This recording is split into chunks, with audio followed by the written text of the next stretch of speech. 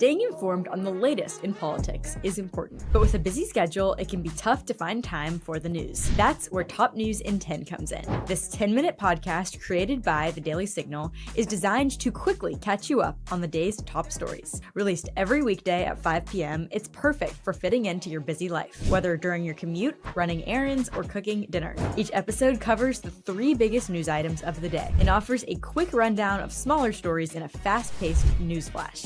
On weekends, when you have a bit more time, we dive deeper with an interview edition featuring lawmakers, conservative leaders, or policy experts discussing key issues. Subscribe to the Daily Signal podcast so you never miss a new episode of Top News in 10 or our weekend interviews.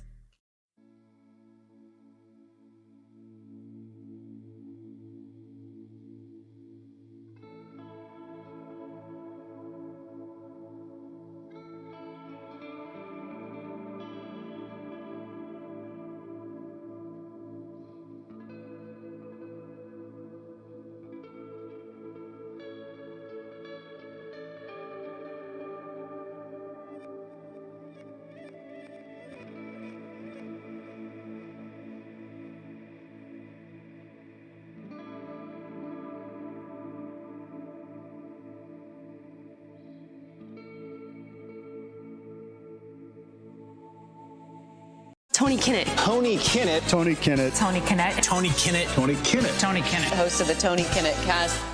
Let's get down to business. You're listening to the Tony Kinnett cast on 93 WYPC. WCYTV. Here on the Daily Signal. Good evening and welcome to the Tony Kinnett cast here on the Daily Signal, nationally syndicated show. It's good to be with you this fine Thursday because there's a lot to get to on several different fronts. But before we dig into a little bit of the more enjoyable side of the news, we do want to give you a bit of an update on the horrific crash that happened last night between a small rear-engine American Airlines flight and an Army Black Hawk helicopter. We know that all 3 that were aboard the Black Hawk the Black Hawk Helo were killed. 60 passengers, 4 actually crew members on 3. I read that incorrectly. 3 on the Black Hawk helicopter. 4 crew members were on the American Eagle flight from Wichita, Kansas. 60 passengers aboard. All have perished. 27 bodies have so far been recovered from the plane. 1 from the helicopter, and then I believe at least 4, if not 5, have been recovered from the Potomac itself. Horrible situation. We'll be talking about the media's coverage of that just a little bit later. On international news, Panama has decided to get tough and, really start sticking it to the United States. The president of Panama said, quote, "The Panama Canal is ours," end quote. No negotiations with the United States over this. We're going to stick with China. And, if the U.S. doesn't like it, tough. I will remind Panama that not too long ago, in the great year of 1989, the United States completely removed a dictatorial general in Panama in a manner of, I believe the Panama Canal itself was controlled within hours, and the country was cut completely in half, and the general captured in less than a week. So, by all means, Panama, try me. Number 1. Number 2, I'm sorry. First of all, Jimmy Carter should not have sold the Panama Canal for $1 because he was pressured to by the Soviet Union, which is exactly what happened. Number 2, not only should Jimmy Carter not have sold it, it wasn't his to sell. And number 3, it is a major asset of the United States economy. Between 52 and 78% of our shipping, on average, in any given month, goes through the Panama Canal. It's a major asset that is a linchpin of the United States economy. And if China, which has moved completely into the region, which is basically at this point trying to force all of its infrastructure on the Panama Canal, wants to get picky, then this isn't just some random Middle Eastern country. This is a direct asset of the United States. On the very positive side of the news, FCC Chairman Carr has announced that NPR and CBS are being probed. They're under investigation because they are receiving taxpayer money. And yet, let's see, what's the problem? Oh, that's right. NPR and CBS directly politicize their materials and very likely affect election outcomes, which are very much not allowed to do if you receive federal dollars, or in CBS case, you're on the actual FCC on-air guidelines and principles. Now, there are senators on the left who are already just up in a tizzy about this, which you didn't have to sell it to me. If I get to see Senate Democrats crying over CBS and NPR being thrown into a finely lit dumpster, that's just icing on the cake. Speaking of crying Senate Democrats, the Senate confirmation hearings for Tulsi Gabbard for National Director of Intelligence, and then Kash Patel for Director of the Federal Bureau of Investigation, those hearings were today, and they were just fantastic. Because I gave kind of a supposition to the general idea of confirmation hearings over the last couple of episodes. Now I'm ready to say that it's not just a group of individuals trying to preen in front of the cameras. I believe that these Senate confirmation hearings are a wonderful opportunity for each and every Senate Democrat to show the country why the Democrat Party is in complete disarray. They are not recovering. It is not getting any better. And their self-immolation is so awful. It's reminiscent of Bushnell setting himself on fire outside of the Israeli embassy. It is atrociously bad how these senators, and even some of the supposedly moderate ones, like not Mazie Hirono and Elizabeth Warren, but the rest of them, are humiliating themselves. Here's Vice Chair of the committee, Senator Warner of Virginia, trying to go after Tulsi Gabbard for her private opinion about Edward Snowden, which is, I mean, personally, I think it's a waste of time, but, well, check out the response for yourself. Do you still think Edward Snowden is brave? Mr. Vice Chairman, Edward Snowden broke the law. I do not agree with or support with all of the information and intelligence that he released, nor the way in which he did it. There would have been opportunities for him to come to you on this committee or seek out the IG to release that information. The fact is, he also, even as he broke the law, released information that exposed egregious, illegal, and unconstitutional programs that are happening with. So you can already hear Warner starting to cut her off, because that's not the answer that he wanted. It looked for, just a second like that was the answer that he wanted. That's not the answer that he wanted. He got very upset because the nominee's not actually supposed to answer any questions. They're just supposed to be lectured for the entire hearing. And that didn't stop Bennett of Colorado, who, I'm just going to say, maybe it's time to lay off the caffeine, because the blinding rage fest he goes at when Gabbard has the audacity to answer a question and then start shouting at her is truly something special. Do you believe, as the chairman of this committee believes, as the vast majority of members of our intelligence agencies believe, that Edward Snowden was a traitor to the United States of America? Senator, if confirmed as Director of National Intelligence, I will work with you to make sure that there is not a... By the way, I should point out before he gets going here that this testimony was after Warner's. Warner's the vice chair of the committee. Mike Bennett is not. And so she's already answered these questions, but he's still, again, got to get out there and show everyone how stupid you are, and boy, does he qualify. Snowden for social media, it's not a moment to propagate theories, conspiracy theories, or attacks on journalism in the United States. This is when you need to answer the questions of the people whose votes you're asking for to be confirmed as the chief intelligence officer of this nation. As my colleague said, this is not about you. It's about the people that serve the intelligence agencies of the United States. Is Edward Snowden a traitor to the United States of America? That is not a hard question to answer. He doesn't let her answer when the stakes are this high. Senator, as someone who has... He doesn't let her answer. Yes or no, is Edward Snowden a traitor to the United States of America? So he goes on like that for a while. Just, again, there's not actually anything useful or substantive in these particular hearings. It's who can yell the loudest. And then we get over to Kash Patel, who, by the way, served with distinction and was decorated under a very liberal administration and then Trump's first administration. So that didn't stop Mazie Hirono, probably the stupidest member of the United States Senate, which again, very, very impressive. That is a difficult goal to set and achieve. Here's Mazie Hirono, who is just talking, but it reminds me of, you know what? I think this may be brand new. This doesn't remind me of anything. It's that stupid. Here is Hirono talking to Patel and...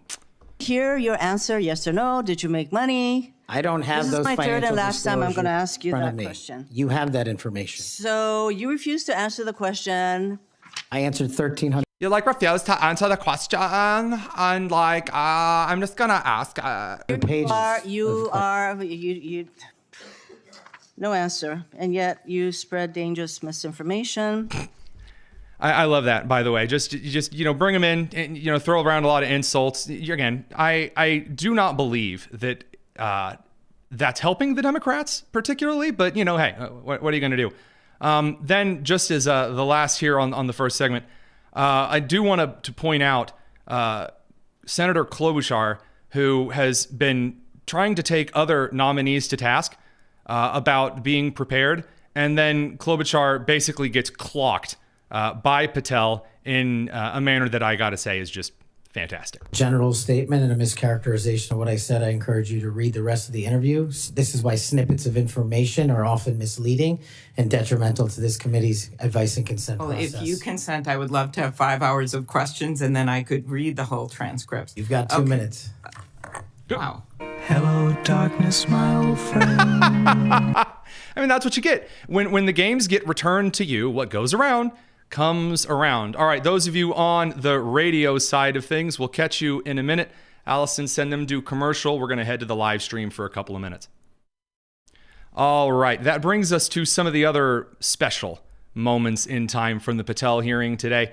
That would be, first of all, I thought that Bernie Sanders yelling about onesies to Robert F. Kennedy was going to be the craziest, weirdest thing that happened in the committees. Adam Schiff of California actually started yelling at Kash Patel about a remixed song that someone that wasn't even Kash Patel produced. And then Schiff tries to get all tough and it falls completely. This is one of the most bizarre things I've ever seen in the Senate. I want you to turn around. There are Capitol Police officers behind you. They're guarding us. Take a look at them right now. Turn around. I'm looking at you. You're talking to me. No, look at them.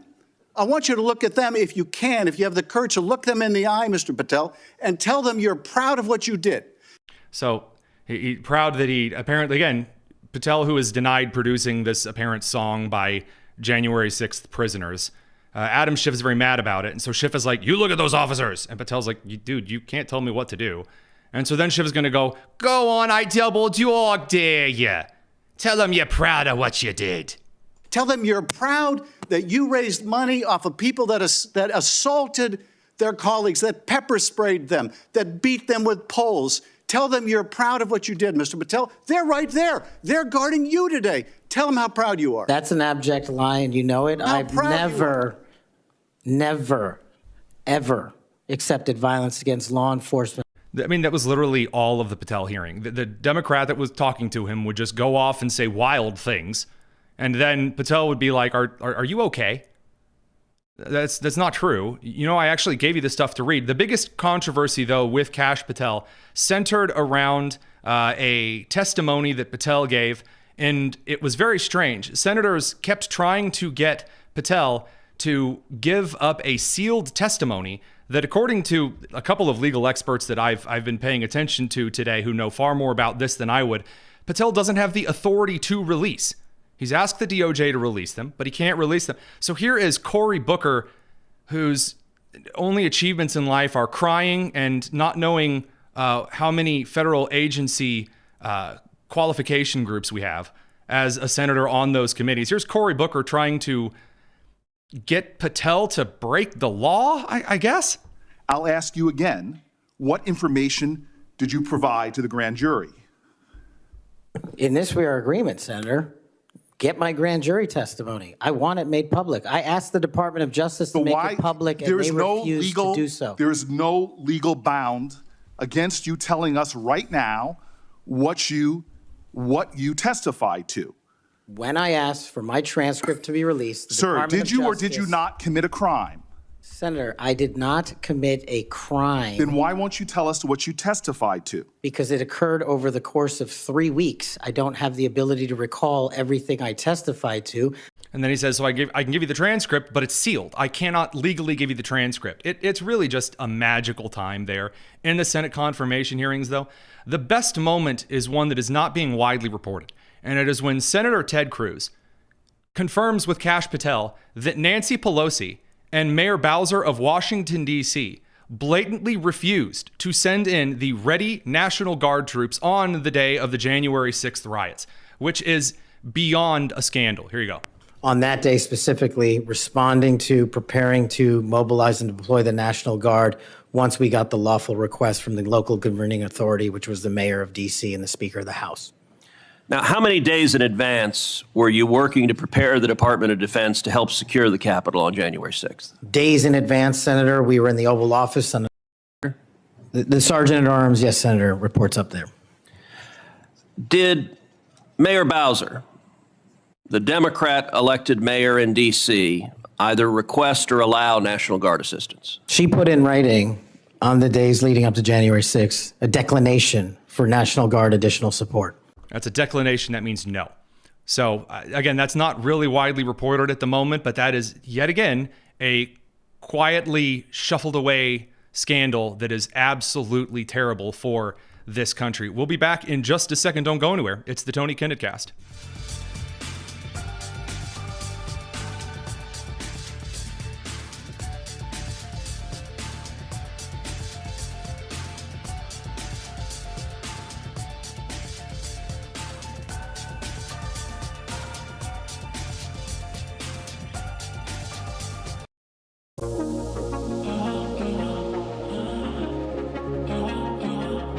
This is the Tony Kinnett Cast on 93 WIPC. Back to the Tony Kinnett Cast, where we are still dealing with the media outlets that, just cannot get over Elon Musk and his awkward, ill-timed gesture that did, in fact, resemble the Nazi salute, though wasn't, at the inauguration event. Rebecca Downs from townhall.com is covering Tim Walz, the line kick chorus girl of the Kamala Harris campaign. Rebecca, how's it going? Good. Thanks so much for having me on, Tony. As usual, a pleasure. So let's dig right in. What does Tim Walz, the super manly man's man from Minnesota, have to do with Elon Musk and the really weird throwing his heart to the crowd thing that looked like a Nazi salute? Sure. So it's been a little while since we've heard from Tim Walz, the failed vice presidential nominee. And not long enough. True. He reminded us why it's not been long enough and why we hope to never hear from him again. So it was earlier this week on Rachel Maddow's show on MSNBC, as some of us like to call it. And he was going on some rambling rant, very hard to follow at times. But he did get to a point where, like other Democrats have done to be cheeky, he referred to Musk as President Musk because, he's really the one in charge, and said, why were we debating for 3 days whether President Musk did a Nazi salute? Of course he did a Nazi salute. And there were people really freaking out about this on the internet, especially over X. The internet's forever. You can't really not, get attention over these things. And enough people were voicing concerns, Elon Musk should sue. Enough of this already, including was Robbie Starbuck and Insurrection Barbie, the Insurrection Barbie X account. And Elon Musk, to my knowledge, I'm not aware if he, actually filed lawsuits, but he did chime in. He did say, I think I will. And he said, I think you're right. And he referred to Walz as a creepy and then had a clown emoji. So one of the things that gets me about this particular instance is just, first of all, a couple of things about gestures and things in general. Is Elon Musk autistic? Yeah. Do I think that Elon Musk was doing a Nazi salute? No. What's the case for this? Of course, we know he went to Auschwitz with Ben Shapiro over the last year to pay his respects to those who were slaughtered during the Holocaust. Kind of doesn't really mesh with the whole Hitler fandom. Why Netanyahu defended him? Benjamin Netanyahu defended him. And then as you pointed out, so did the Anti-Defamation League, which doesn't like Elon Musk at all. Exactly. Was it an awkward gesture? Yeah. Would I recommend, being a little more aware of the gestures that you make? Yeah. But like Tim Walz thinking that this is how they're going to get him. Like this is the news story. It really shows how much they're just at a loss for words. I mean, they just don't have anything to bring to the table. They're empty. If you want to say, oh my goodness, thank God we dodged a bullet, go and watch that clip. Colin Roog, I believe, is the one who shared it on X, a more of a full version than I've seen. This version is about 2 minutes of him just rambling about nonsense. All sorts of things about Republicans in Congress have no spine, and it's been pure hell for Tim Walz after he lost. And then out of nowhere, and why are we debating whether President Musk gave a salute? So it's some wild content. And I'm glad you mentioned the ADL and how they don't necessarily like Elon Musk. If you remember, gosh, this was a couple of years ago. I believe it was even before or around the time of October 7th. There was news about lawsuits if Elon Musk was going to sue ADL because they claimed he wasn't doing enough to combat anti-Semitism on his platform. Right. And then I noticed the next morning after they did their post acknowledging how they understood that they understood that tensions were high, but they didn't see it as a Nazi salute. They then criticized Trump pardoning January 6th defendants. So if anybody thinks that they're suddenly, buddy with Elon Musk or Trump, they can think again. Of course, AOC is another one. Lawsuits have been floating around. Should Elon Musk sue AOC? Because she really just has been going to town. He's a Nazi with that salute. She called out the ADL about saying, now we know you're not a good source for news or something like that. And a lot of people have chimed in, myself included, and said, well, she has never stood up for the Jews. If anything, she stood up for the pro-Hamas supporters surrounding October 7th on college campuses. So she's kind of one to talk. And it's a very strange situation as it is because, again, given how quickly things are moving in the Trump administration, given how right now, if you're on the left, there are a lot of things to push back on, considering how aggressively they fought to keep many of these executive orders and these bills on things like illegal immigration from coming into pass. And yet they are just laser locked on something that has no bearing on the administration whatsoever. True. And it's such a sidestep. Yeah. And then for Tim Walz to come out and say, I'm still relevant. I don't know if you saw this just this morning.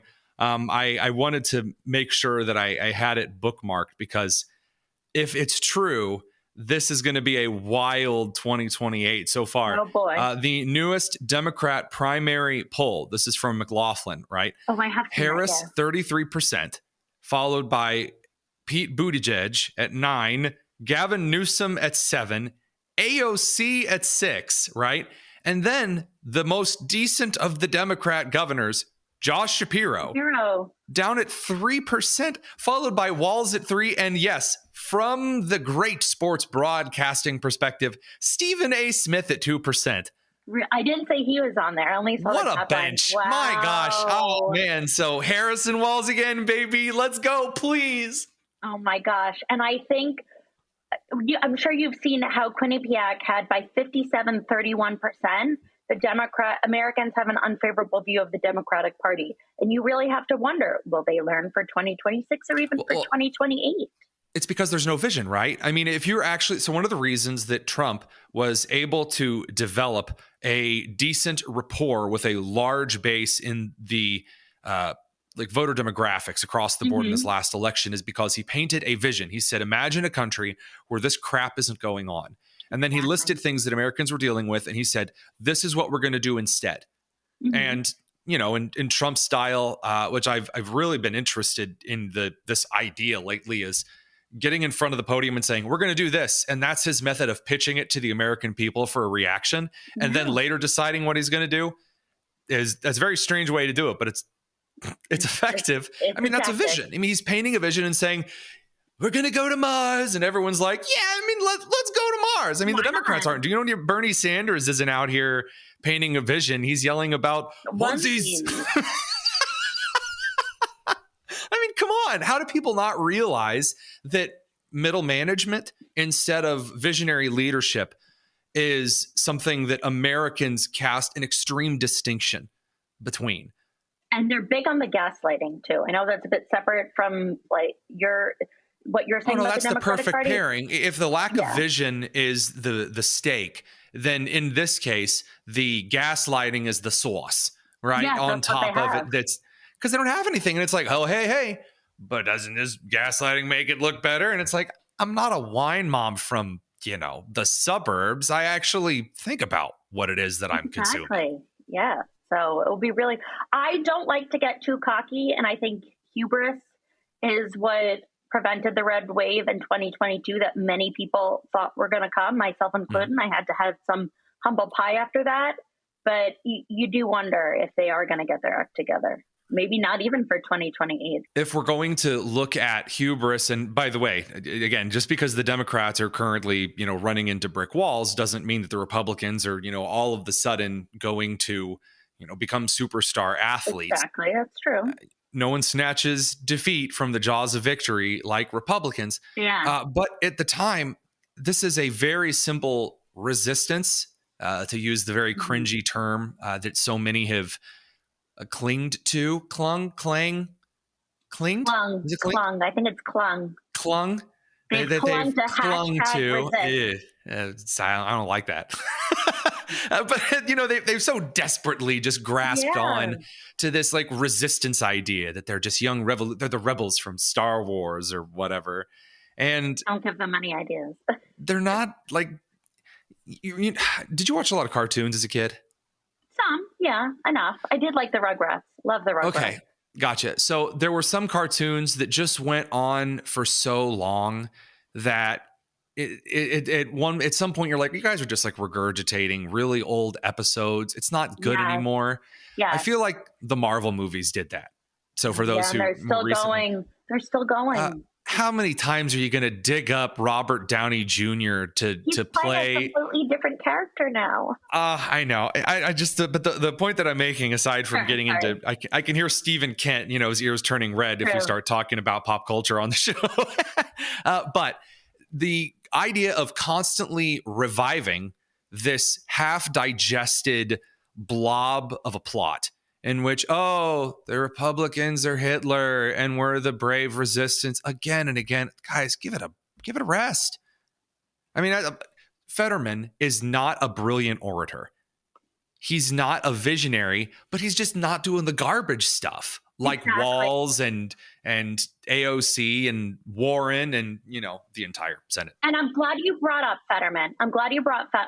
Because kudos to him. He was the only Democrat on Tuesday night who didn't go along with Chuck Schumer's temper tantrum to vote against the ICC sanctions bill. And again, you say, well, is that because Fetterman's secretly a Republican? No, he is not. He is a progressive Democrat. He votes horribly on bills. I would never vote for him in a prime. Well, I'd vote for him in a prime. I would vote for him in a general. But as far as that's concerned, you can have an opposition party. I have friends of mine. I was a city councilor in Indianapolis who I really like. I can't stand his politics, but he's a really nice guy. He genuinely cares about the people of Indianapolis. He works to get their roads repaved. He, in my opinion, is one of the finer politicians on the left here in my home state. Does that mean I would vote for him? No, but he's a far lot better than this other Marxist guy on the capital city's city council and believes that the police should be abolished. I mean, you can have people that you would never vote for that are still okay. That message has not sunk into the rest of the DNC though, because David Hogg. Oh, David Hogg, another one. As vice chair of the DNC. Did you see who endorsed him? Tim Walz. Tim Walz endorsed him. Yeah, I didn't know. I was. Well, that's like a perfect circle ending to this. But I was going to say the chick who lost to DeSantis in Florida. Now, I know there are several at this point, but what's her name? Yeah, Nikki Fried. That's a kiss of death. please. All he needs now is Kramer from over at CNBC, and his fate is truly sealed. Right. He's one you almost hope gets in just so we could continue poking fun at them. Like Alex Bruchwitz has been calling for and endorsing him to be the vice chair.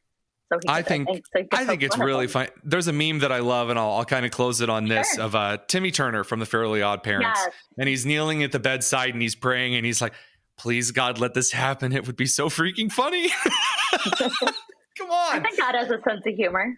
The last 12 years of American politics is picture perfect in that example, starting with Hillary Clinton going, I'm just chilling in Cedar Rapids. Oh, man, it's been great ever since. Right. Rebecca Downs, townhall.com, one of our favorites to have on consistently because as a web editor, you see all of this stuff strolling across your desk. You do such a great job of lining it up. We'll make sure to link her tip sheets down in the description. Thank you. We'll be back in just a second. Don't go anywhere. It's the Tony Kinnett Cast.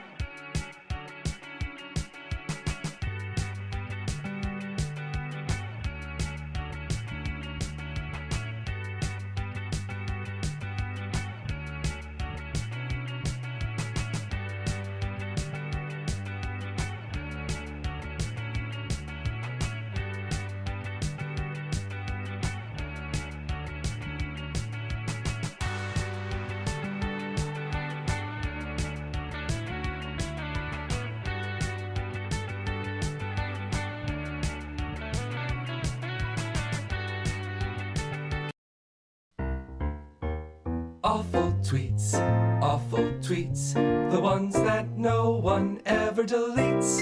Awful tweets on the Tony Kinnett Show. On 93 WIPC. Welcome back to the Tony Kinnett Cast here on the Daily Signal, nationally syndicated first on 93 WIBC.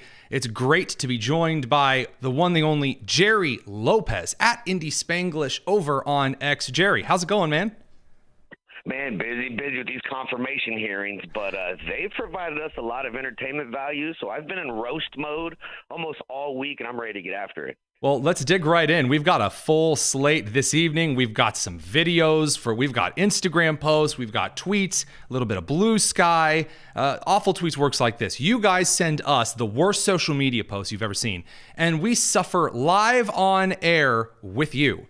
So, Jerry, I've got one for you right off the bat with a legend in the academic space. Honestly, I'm surprised she has not won Nobel Prizes for her intelligence.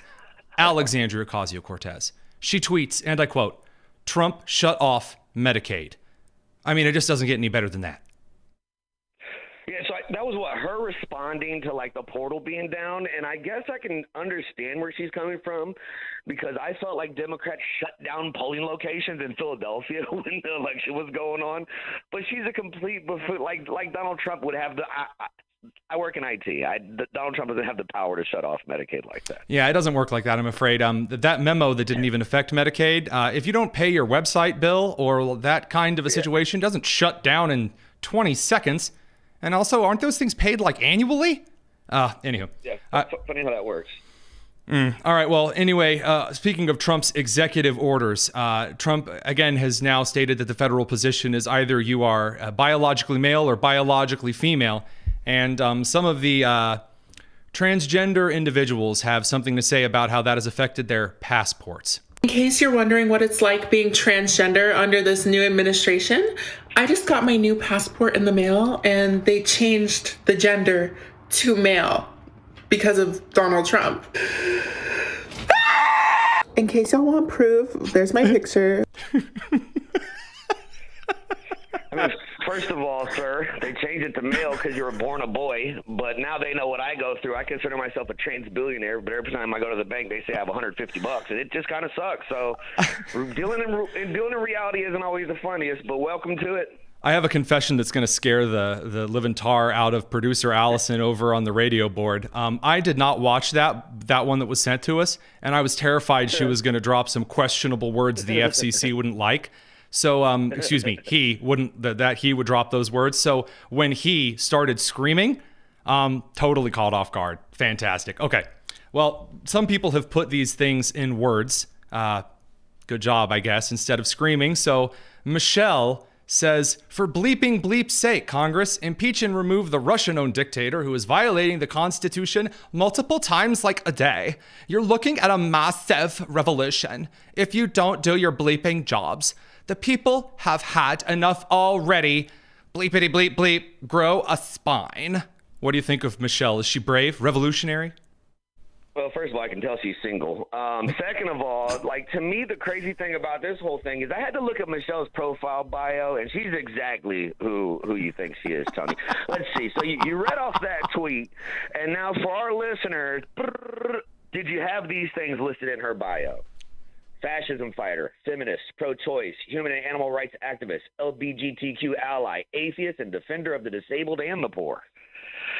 Oh, that's a mouthful. that is, and in respect of such wisdom, we're actually going to go to a reply guy of ours. Actually, I'm surprised this was submitted, but one of our reply guys has actually finally made it over to Awful Tweets. Congratulations, Mass Ave curmudgeon. He says, so again, the Hamilton County Sheriff's Office, which is just outside of Indianapolis, became the first law enforcement agency in the state to participate in the 287G program. Basically allowing local law enforcement to just partner with federal authorities. That's all it does. And that, of course, means that individuals who are violent criminals and who are illegal immigrants are now being picked up and deported because, again, they're violent criminals who are here illegally. So he says, well, if you substitute Jews for illegal immigrants to know exactly what's going on, this idiocy is going to get out of control. Remember when Hitler deported the Jews, Jerry? I mean, I don't think he sent them back to where they came from. He sent them to gas chambers and tried to exterminate the whole race. But here's my issue. Let me talk to Karen and Kevin on the left side of white America. If you think, now I'm 100% Hispanic, if illegal immigrant to you means Hispanic or Mexican, you're the racist. You're the racist. It's nobody else. When I hear illegal immigrant, I don't think Latinos. I think people that are here illegally. If you're from Ghana, if you're from China, if you're from Saudi Arabia or Turkey, you need to go back. It does not mean Latino. And for people that use it like that, they let you know a little bit about where they stand. Well said. Well, this next one, I'm actually rather flattered because this is the New York Magazine's coverage of the party that I was at, the Power 30 Awards in D.C. right before inauguration. And it's a picture of, others have said, really good-looking young people in tuxes and nice dresses. Thank you to those people, by the way. And anyway, it calls this group of individuals, again, celebrating at the inauguration or the night before, the cruel kids table. And then in the article, they state, have you noticed the entire room is white? Almost everyone is white. Well, that's because the New York Magazine cut out the black and brown people from their cover photo of the event.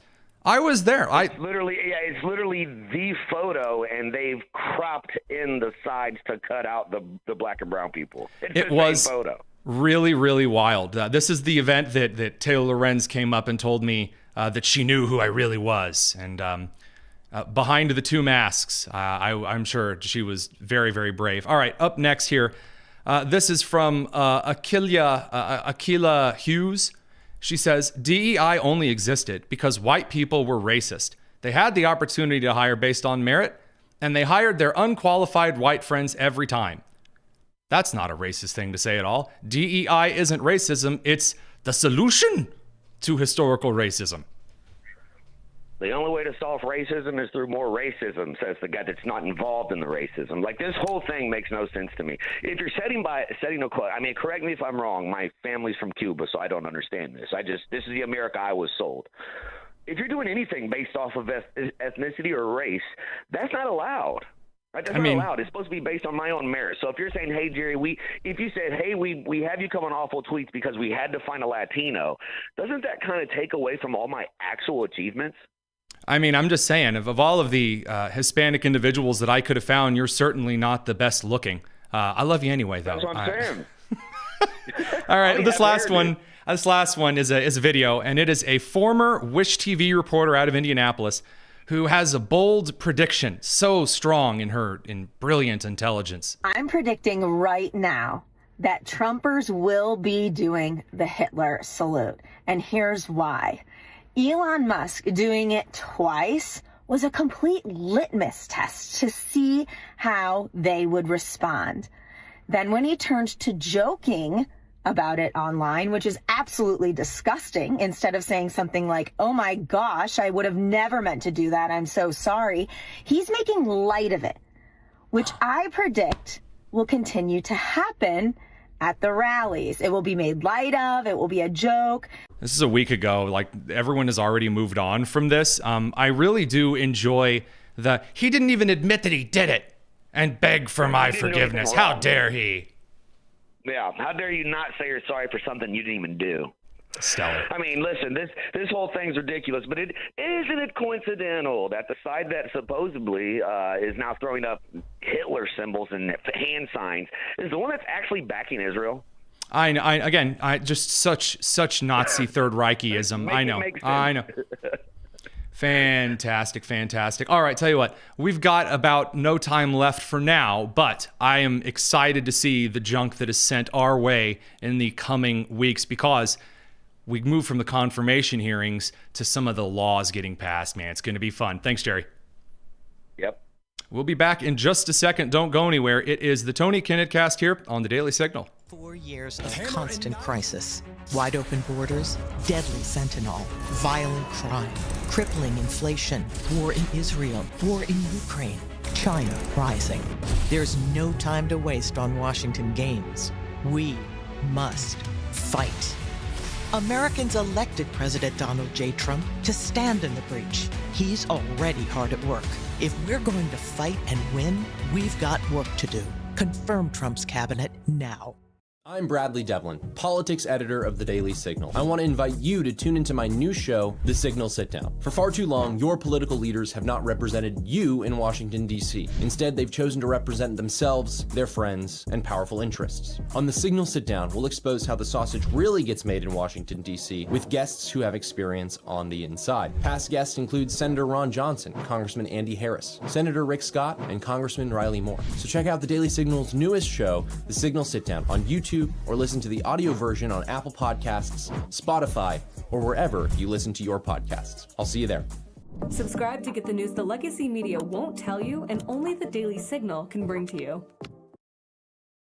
Fascist countries ban apps and websites under the guise of threats to national security. What you just watched there is a sliver of the crash out Zoomers are having over the impending TikTok ban. So, where are all these TikTok refugees and Taylor Lorenz fleeing? To the Chinese social media app Xiaohongshu, or Redbook. I mean Red Note in English. Red Note, the English name for Xiaohongshu, meaning Little Red Book, drawing comparisons to a collection of Mao Zedong's quotes, small enough to carry around. Red Note has quickly become the most downloaded free social media app in America. Gen Zers are upset the government is banning the app knowingly designed to make their young minds addicted. Back in October, it was revealed that TikTok knows of the harms its app causes to its users' brains, but the youth do not care. They want their dopamine apps and they'll migrate to China to get it. American users are quickly realizing some interesting things about Red Note. One, most of its content is in Mandarin. Consequently, popular language learning app Duolingo has seen a 216% increase in users learning Mandarin. 2, posting about LGBTQ+, more than 2 genders, risque outfits, and even the Tiananmen Square massacre will result in that content getting censored and potentially the original poster getting banned. What's worse, some Americans are starting to believe that what we know about the Tiananmen Square massacre and even the Chinese Communist Party's treatment of the Uyghurs is just what Western propaganda. The kids, they are most definitely not all right. Subscribe to get the news the legacy media won't tell you and only the Daily Signal can bring to you.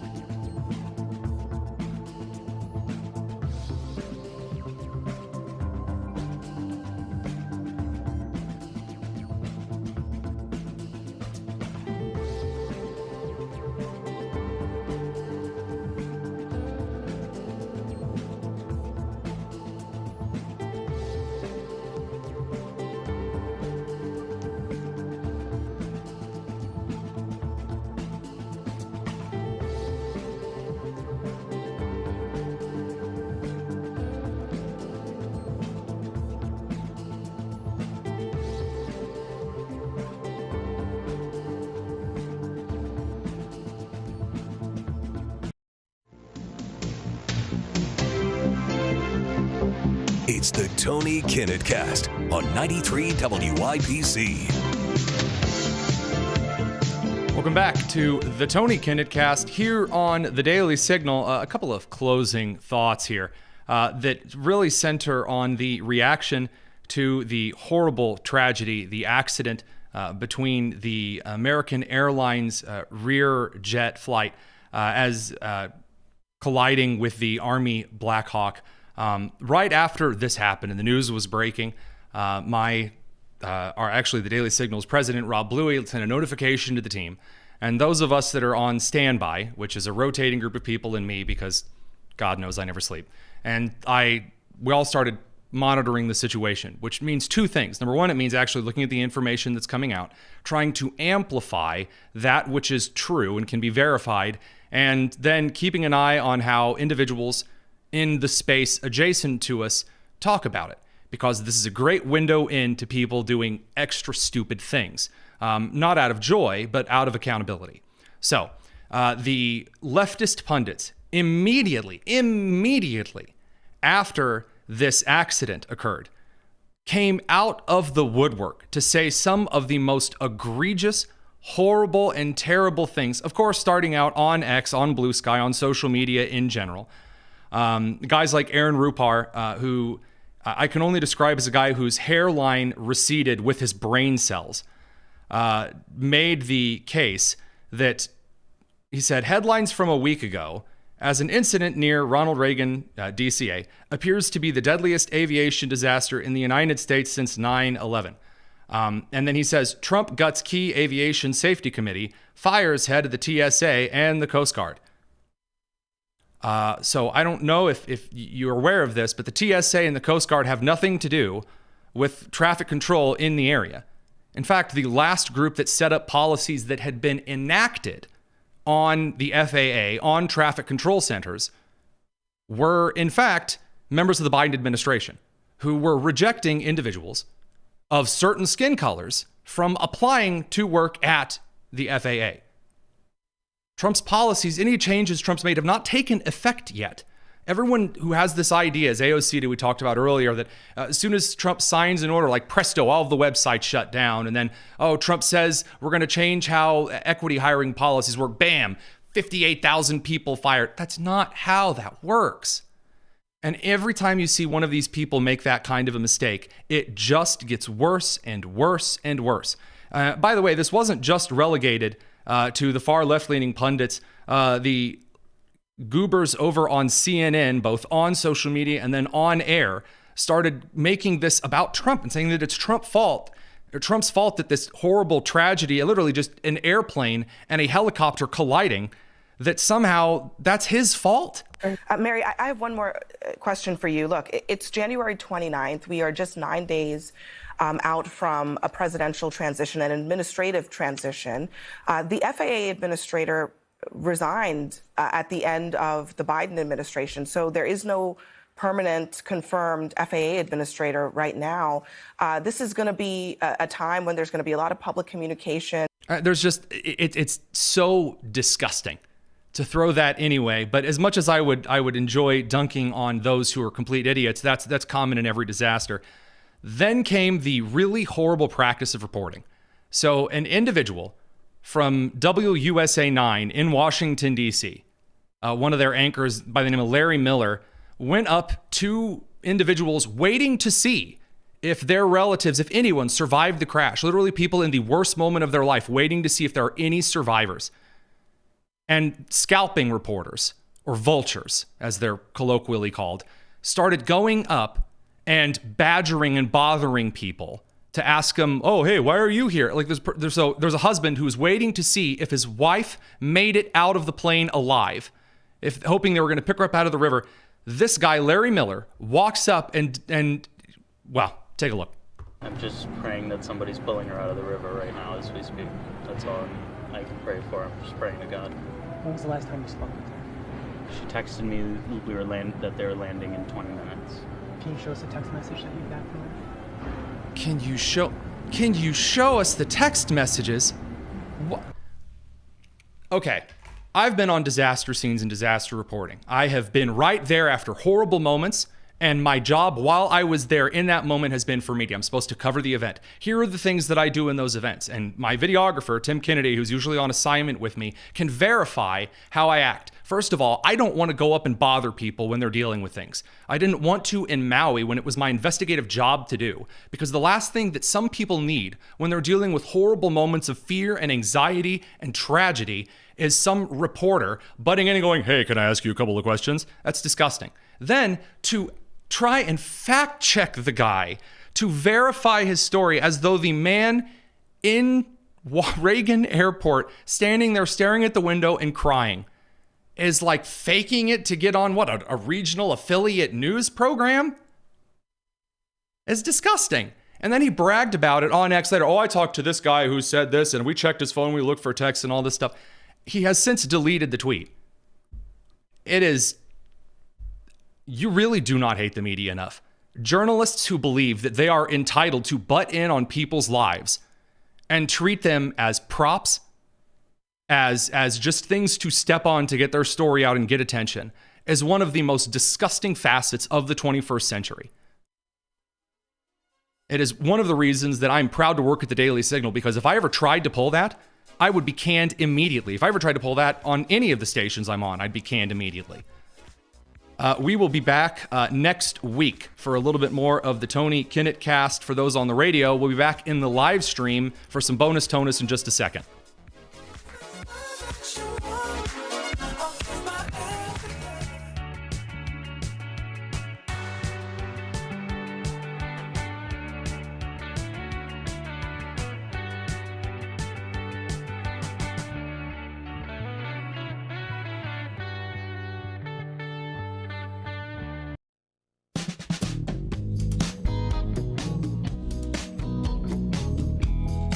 It's the Tony Kinnett Cast on 93 WYPC. All right, for those of you over here on the live stream and the podcast, good to be back with you. A little time for bonus tonus. For those who haven't tuned into the show before, this is a segment that was foisted upon me when the radio clock leaves too little time to dive into the news, the analysis, kind of the breakdown, because things don't slow down even for a second. Why would they? And we try to cover a few things that make it a little bit easier to kind of give them enough attention without, again, trying to fit everything into these 1 second sound bites during the main show. We'll get over to President Trump's responses to the aviation disaster. Trump came out and did what a president should. He expressed his sympathy. He said he was going to visit with the families. I'll remind you, just because it's important to consider we are still right at the beginning of Trump's second term, that we still would not have heard from Joe Biden. There would be a random tweet sent out and Biden would be nowhere to be seen. But Trump has, again, talked about it at length. And then Trump pointed out something from the details already starting to come forward about the investigation. He points out that equity hiring practices have caused staff at the FAA, which, by the way, being an air traffic controller is a very stressful, very intense job, that these equity hiring practices had led to an understaffing at FAA positions in air traffic control towers and in air traffic control in general, and pointed out that not only were the equitable hiring practices over at the FAA a problem, as in hiring someone based on sex or skin color, but they were also trying like really, really weird hiring practices on like ableism and just strange stuff. So here's Trump's response, and then we're going to look at it just a little bit here. Head back over to this clip section here. This is definitely an interesting one. I do want to point out that various articles that appeared prior to my entering office, and here's one.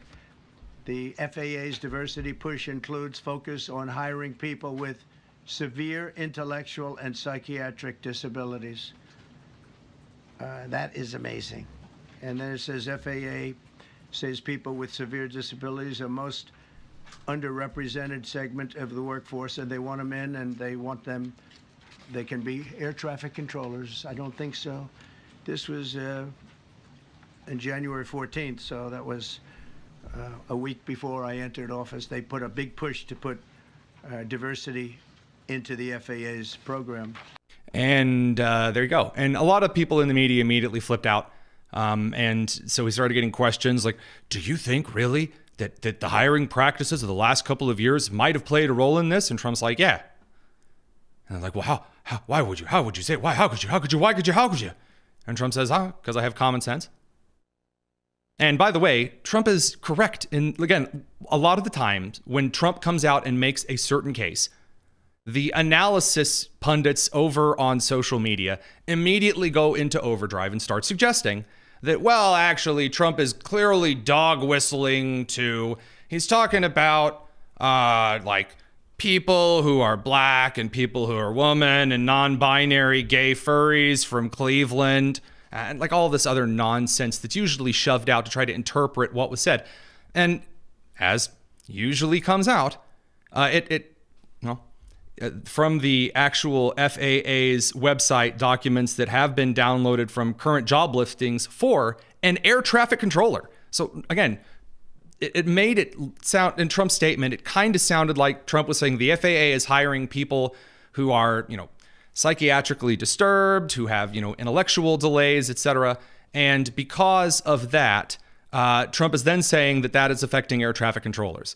So, for example, if there's someone who's like working in reception or working in organization or something, that isn't going to affect air traffic controllers, but Trump is saying that it is. No, the actual job listings on the FAA for the air traffic controller position actually does state that they are looking for people to be air traffic controllers with psychiatric and intellectual delays. It states that in the summary and the duties, and makes it very clear that individuals with specific disabilities like speech impediments and cognitive disorders like PTSD and depression, which, by the way, both of those lower reaction times because the nerves are fried for PTSD, and for depression, there's a slower metabolic pathway that kind of sets in with individuals who are experiencing long-term depression, not things that you want for air traffic controllers. So Trump was correct. And then a journalist asked him in just a little bit after that if Trump was actually going to go to the site of the accident, which is a stupid question. It's not Flight 93 in Pennsylvania. It crashed over the Potomac. The plane and the helicopter landed in the water, and Trump's like, that's what Trump said. Like, you want me to go to the side of the river? What, like, go out, it's like, go swimming? And immediately people, how could he be so insensitive and terrible? I'm going to be real. There were times when Biden was asked stupid questions. When the last administration, when Trump was asked stupid questions, or Obama before him was asked stupid questions, and they responded like just calloused and annoyed, I would absolutely be annoyed as well. That is a dumb question. You're going to go to Trump already said he's going to meet with the families. Why does he need to go to the site where the plane and the helicopter crashed into the Potomac? What are they expecting? It's going to be like what is it? The Nicolas Cage's National Treasure. Trump's going to put the glasses on and see the Freemason symbols floating in the Potomac. What are you, ridiculous? The nonsense that has become the pearl clutching of the same group who said again, oh, this is all Trump's fault. It's terrible. Trump is the one who's perfectly responsible for this because like a day ago, he said that we shouldn't be hiring based on race or other immutable characteristics of an individual. That means it's his fault. Spent the last several years telling you that you are a heartless conspiracy theorist and that you're just mean and evil and awful. And then immediately they on a dime, turn around and go, oh, Trump is so mean and unfeeling. Okay. Alrighty then. I'm not buying it. I don't think anybody else is buying it either. That brings us over to a concerning story. It's from our friends over at the Post Millennial. This is written by friend of the show, Andy No.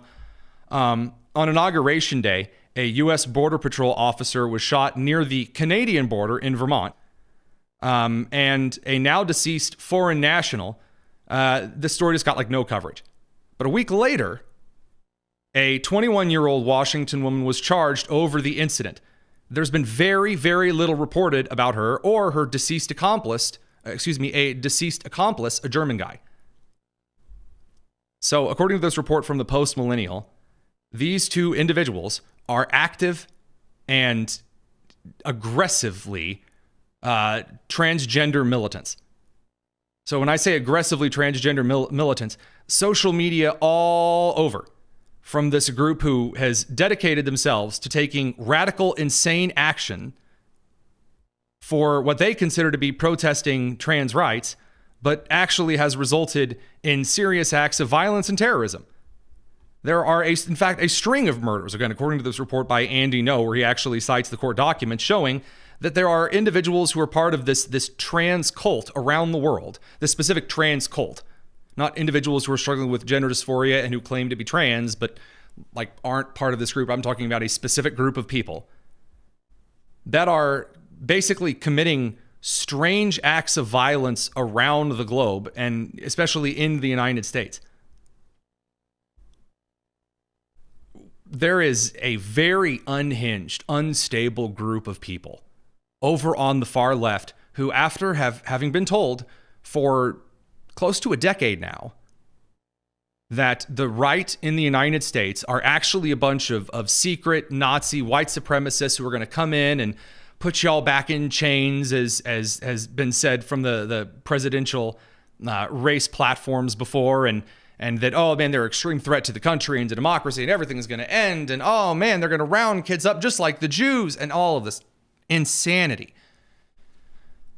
They're expecting that those in society who aren't mentally stable to begin with are what? Going to show extreme like rational thought and not act on those things? We've seen this consistently for at least the last 15 years in regard to some of the far left-wing kind of Bernie bro individuals who have acted this way in favor of what they call climate action. And then in the same way, over the last 40 to 50 years, over this weird type of Shia Islamic terror that attempts as hard as it can to spread around the world through the guise of multiculturalism and unlimited migration, unfettered, that turns out to be a very serious issue in both child trafficking and sexual abuse, in gang rape, and extreme acts of violence. And the greatest sin, other than the tragedies that have occurred, is the coverage or the lack of coverage of them. And then these same journalists have the gall to get out in front of the country and suggest that they have no idea why anyone's turning away. Oh, it must be the disinformation of Donald Trump. All right, sure. It really is a special time to watch in this country the common sense of the American people return, not because of some type of great cultural movement, but because people have simply been burnt about one too many times through the Joe Biden promise that he's totally fine, he's doing, mental cartwheels and he's in amazing shape. And the COVID-19 misinformation that came from the media with pressure from the Biden administration. And now here we are on the other side of it. People just don't believe it anymore. People are actually paying attention. And so far, again, Trump is enjoying a higher approval rating than in his first term. I got to say, watching the left respond to this in real time is fascinating. I've never seen a lack of self-awareness so pronounced. So with that said, we'll be back on Tuesday of next week with a little bit more on getting the Senate confirmation stuff out of the way and heading into some of the laws being passed and possible action over negotiations or a lack of negotiations with Panama and with Danish Greenland. Hope you guys have an excellent weekend, and we'll see you real soon. This is the Tony Kinnett Cast here on the Daily Signal, nationally syndicated and first on 93 WIBC.